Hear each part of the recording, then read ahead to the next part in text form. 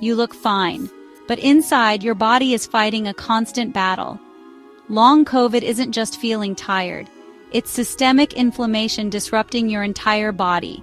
It's blood flow issues starving your cells. It's a dysregulated nervous system, misfiring between fight, flight, and collapse. It's mitochondrial dysfunction, where your body can't create or use energy properly. And it's not just exercise that triggers symptoms.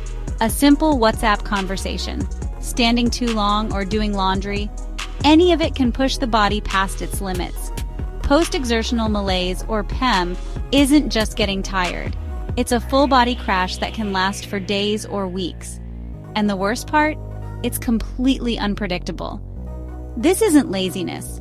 In fact, many people with long COVID were once active, strong, and full of energy.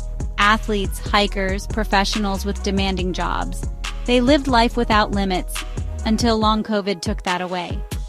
Yet too often they're dismissed, told they're just anxious, that it's in their head, that they should try harder.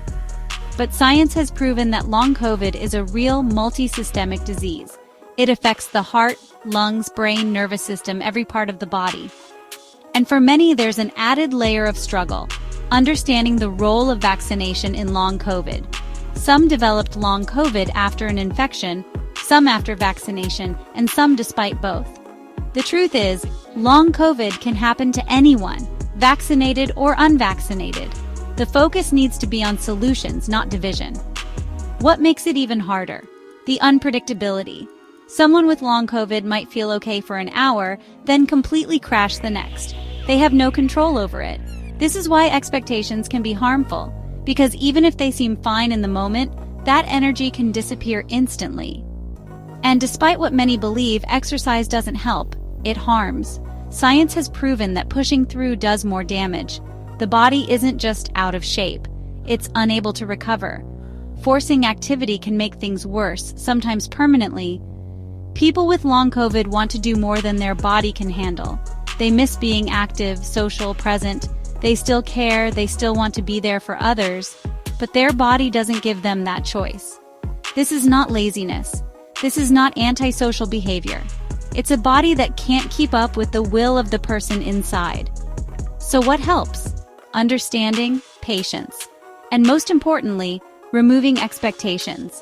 Don't assume they'll feel the same from one moment to the next. Respect their limits and trust that when they say they need to stop, they mean it. Sometimes, what helps is a little extra love and attention. Maybe they'd appreciate if you masked up and took extra hygiene precautions. Because with a condition like this, being careful makes sense. Maybe they'd love a small gesture, a hug, or just knowing you care. And if you really want to help, advocate for them. Speak up when they don't have the energy to. Whether it's with doctors, health services, or finding relief options, sometimes they need help getting the support they deserve, but just don't have the strength to fight for it alone.